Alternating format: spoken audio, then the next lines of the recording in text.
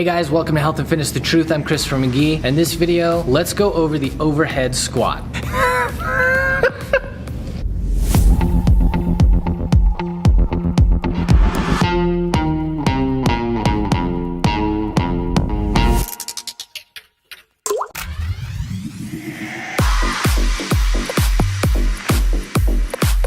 All right, let's go right into the cues for the overhead squat. Now, I want to stress the importance because I wanted to make a snatch video, and I will, but I can't make a snatch video until I've made an overhead squat video. A snatch is getting into a position of relative instability and then catching yourself at the bottom of an overhead squat, hopefully with stability. If we can't get the movement down or a movement made which is supposed to be stable throughout the movement, then we shouldn't even approach a snatch yet, okay? Now, there's a lot of shoulder mobility that's absolutely necessary for this movement, and not everybody can do it. In fact, very few people can do it well. Let's get into it. We've got the barbell on the rack, on a ledge. Right now, it's put right where I would want it if I want to do like a front squat, which is great.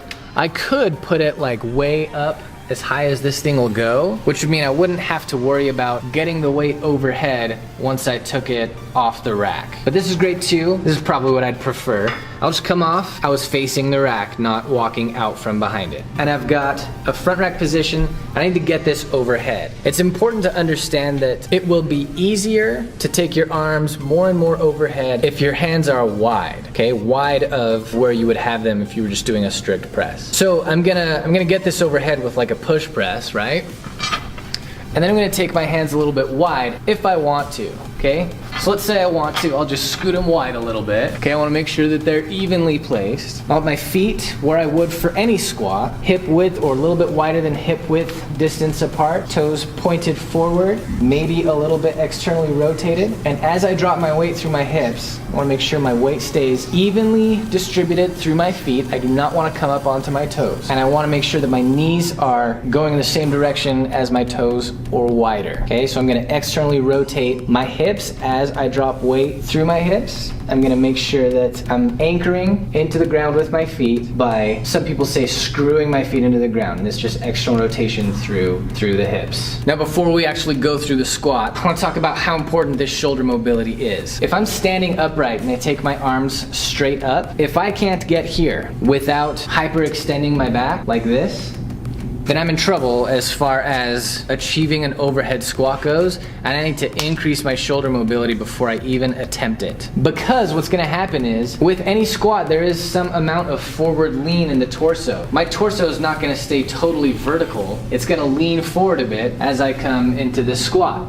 As I'm at the bottom of my squat, my torso is no longer vertical. My spine is well aligned, my torso is not vertical. And so if my arms stay in the same line as my torso at the bottom of this squat, then what happens is they are forward, and if I'm trying to hold a barbell at this angle, my shoulders are going to freak out. So your shoulders need even more mobility than just arms at your ears. They need to be able to go back a little bit, and again, that needs to be able to happen without hyperextending my spine. Because I don't want to hyperextend my spine with a bunch of weight axially loaded straight down me. If I've got that weight overhead and I'm hyperextending through my spine to get there, if I'm doing this, then that weight is just, it's gonna wreak havoc on my spine. If not on the first rep, then at some point down the line, because that's just increasing the amount of wear and tear that you're putting on the posterior aspect of each of the intervertebral discs, all the way down where that hyperextension is happening in your spine. You need the shoulder mobility to keep your spine in good alignment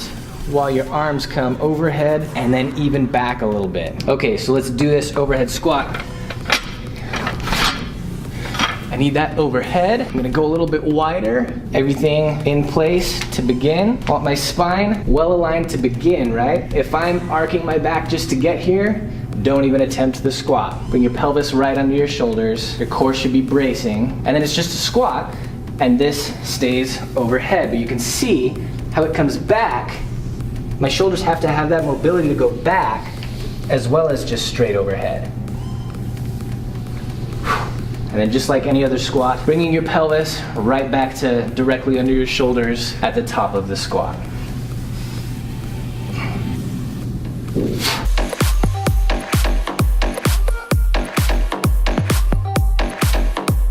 let's go over the prime movers for the overhead squat. Now really, prime movers, there's a lot more going on in terms of stabilization in an overhead squat than there is in a regular squat. That bar is overhead and your shoulders have to stabilize in a way that they wouldn't have to if the bar was just across the back of your shoulders. But none of those stabilizing muscles are actually moving anything. So the prime movers in an overhead squat are actually exactly the same as for a front squat or a back loaded squat. So we're looking at glutes and quads. Okay, glutes, origin point, posterior aspect of the iliac crest into the sacral area here and comes out onto the lateral neck of the femur. And it's kind of a broad insertion point. Let's look at quads. So quads have 4 branches. Vastus lateralis is an origin point at the greater trochanter, comes down, inserts on the tibial tuberosity. Rectus femoris has an origin point at the inferior tip of the iliac crest, and it comes down to the same origin point on the tibial tuberosity. Vastus medialis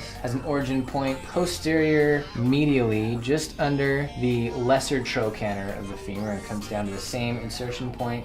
And vastus intermedius originates right off the shaft of the femur and comes straight down over the patella like the rest of them and onto the tibial tuberosity. And that is it for prime movers. Let's talk just quickly though about what's a little different in terms of stabilizers here. Now on a regular squat, quadratus lumborum and erector spinae and your lats and your traps, all of those are stabilizing the bar on your back and stabilizing your back so that it stays in good alignment as you hold a squat. But when you take these arms overhead, a bunch more is going on. So all those same things have to happen, but now your traps, and specifically your mid-low traps, have to do a lot of stabilization in order to keep the scapula back and down and immobile while you've got this large weight overhead. A hinge joint can lock out. A ball and socket joint can't lock out. So while it's easier to hold a weight overhead at a straight angle than it is like super wide or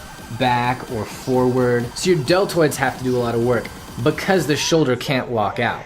Your elbows can lock out, as they should be, so your tricep won't have to do as much work just in order to keep your elbows straight. But your elbow's a hinge joint, right?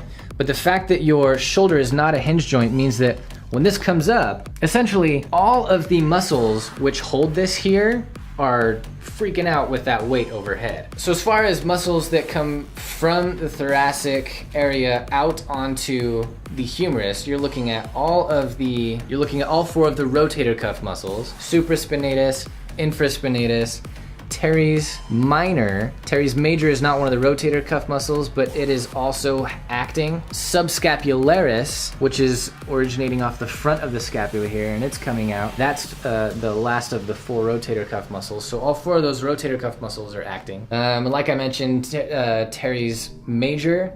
And then of course your traps, your deltoids, even your pec to some degree, because in as much as a squat requires some forward lean, in order to keep that bar properly overhead, your shoulders have to have enough flexibility to go back a little bit relative to the angle in your spine. And because that's the case, your pec is responsible for keeping this arm from just rolling right on back and dislocating while you've got that weight overhead. Like your arms only go so far if you're pushing on them, but if you've got a weight load bearing in this grip and you allow that weight to drive your shoulders back, you could dislocate a shoulder. That pec is responsible for keeping it from going too far back. So there's a lot going on with the stabilization, but we've gone over the prime movers and their origin insertion points. That's it. Thanks for watching, guys. Make sure you share that with anybody you know who lifts, especially barbell lifts, especially if they need any help with their overhead squat. All right, make sure you turn on those notifications so you stay up to date on all the good education we're pumping out here on Health and Fitness The Truth. You can follow me on Instagram, Health Fitness Truth. And hey guys, if you have any questions, leave them in the comments and I'll check them out. If there's any videos you'd like to see me do, let me know about that in the comments as well. All right guys, we'll see you in the next video.